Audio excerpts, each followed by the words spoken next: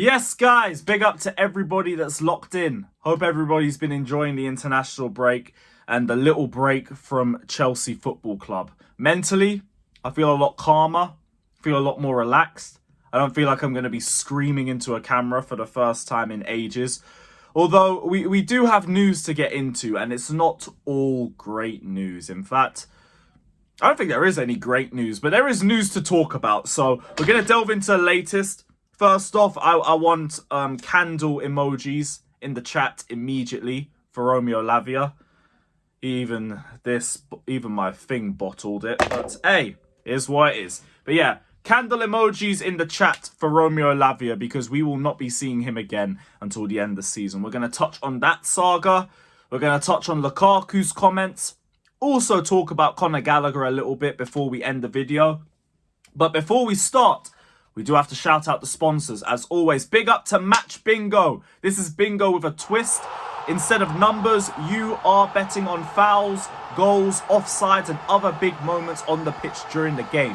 Games are capped at £2, so you don't have to worry about being responsible. They also offer free games if you're just looking to try it out, and 35% of the profits made go to the Stroke Association. So guys, get involved with us. The link is in the description. Join right now and play along with us live on Match Bingo. Big up to Match Bingo. Big up to the sponsors. Click the link. Join in the description right now, people. Now we've got all the housekeeping out of the way as well. Hit the like button, subscribe, smash the bell notification button as well to be the first to know whenever we release content. Subscribe to Carefree Lewis G as well. Links in the title. Now all the housekeeping's done. Let's get into it. So, Lavia. We got the dreaded statement today that Lavia's bruised thigh injury has become a lot more significant and he's out. He is out until the end of the season as a minimum. All he was meant to have was a bruised thigh. That's what we were told in January. It's now nearly April. And we still haven't seen the guy. The only time I've seen him was when he was consoling Enzo at Wembley when we lost the Carabao Cup final. Hopefully the next time we see him, he's picking up an FA Cup medal. But let's not get too ahead of ourselves. In all seriousness, though, we need a serious investigation into the medical department because I know we've had injuries in past seasons, but it's not been to this extent, and it's not been with this little amount of game time that we've had. Like, don't get it twisted. We play one game a week. How do we have so many injuries? How do we have so many players that are rumoured to be out for only a couple of weeks and it turns into a couple of months? Lavia's not the only one. Ugo Chukwu had a hamstring injury back in January. We haven't heard of him since. And Cuckoo, he was only meant to be out for 3 to 4 weeks. I am sure that we hear on Friday that he is still undergoing his rehabilitation process. Who else? Chukwuemeka. He was out for 6 weeks and it turned into 3 months. Just like that. Like, there needs to be a massive investigation into what's going on. And I think it can't just be one single solitary situation. There's players that are re-injuring themselves in rehab. There's players that are being rushed back. Hell, there was rumours that Lavia was being rushed back for the Crystal Palace game that he re-injured himself in and that he wasn't at 100%. But the technical staff and Pochettino decided to throw him in. And I believe that. Because if you go back to that Palace game, Enzo was already out. He had pubalgia, that groin issue. I don't know if you guys remember it from back in December. We had Caicedo Gallagher playing in the pivot. We had Alex Matos and Castledine on the bench, who are midfielders, but they had zero experience between them. And then it's just Lavia. So I really believe they looked at the situation at Chelsea. At that point, they thought, wow, we've lost our last 5 away games. Like, there's a lot of pressure on Poch, or in Poch's case, there's a lot of pressure on me. Lavia, are you okay? You can walk. Right, we need you. We need you. It doesn't matter if it's a meaty Crystal Palace side who are in even worse form than we are. Get on the pitch, mate. Get on the pitch because I don't really know what else to do. And then we go and we re-injure him. It's absolutely pathetic. People's heads need to roll for how awful our injury record has been this season because it has held us back so much. Even in spite of the manager and his bozo mentality and his bozo tactics, even in spite of the players and their lack of experience and constant individual mistakes in between them, the injuries have been a joke. They've been an absolute joke. And I know people are going to say, oh, you shouldn't be buying injury crocs and all of that. Miss me with that, because the only player that we really signed who had injury issues was Fofana. That's it. Fofana came in with like 4 knee injuries at that time. Well, recovering from 4 knee injuries. Lavia had 1 injury. And Cuckoo had 1 injury. So we can't have that argument with them. Fact is, I feel like we're overplaying them. Or we're overtraining them. And with Mauricio Pochettino's CV, I would not be surprised at all if he was overplaying these players. There's old quotes from him saying, do you want to know why they want to be available quickly? Because we kill them when they're injured. They have double sessions every day and they suffer to keep fit then. That's only one. That's only one. Back in Tottenham, there were several stars unhappy with the training schedule under Pochettino.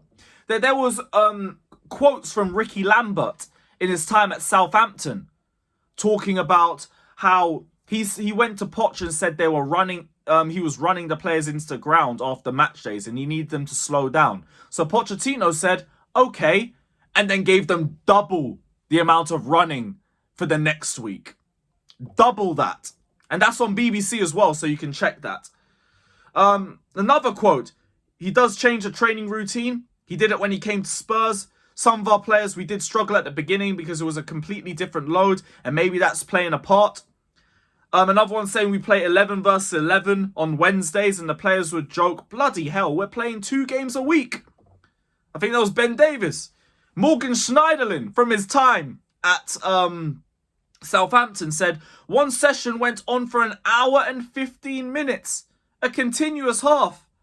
I remember Schneiderlin, he was talking about Schneiderlin, sitting on the floor next to me after he tracked a run saying, effing hell, I think I'm going to die. And then he got told to go up and run again. So Pochettino's methods, this all is relevant to PSG as well. They had big injury issues at PSG as well. You can't tell me the manager ain't responsible, but I know what they're going to say in the comments. Oh, your Pochettino's coming out again. I guarantee you, we get rid of Pochettino and we have significantly less injuries. Significantly less. Bin him off. Bin that backroom staff off. Maybe 1 or 2 of the medical team need to go as well, but heads need to roll. Heads need to roll. Lavia, though, look after yourself. Hopefully Poch isn't here next season. Reece James, just stay at home, mate. Stay at home for your own safety. Like, please. Like, if you don't play another minute from now to the end of the season, I'm fine with that. For your own safety, your own security, your own well-being, please. Moving on to Lukaku. Lukaku was talking about Chelsea after the Belgium-England game. He was asked, when you come back to England, is there a bit of you that really wants to impress?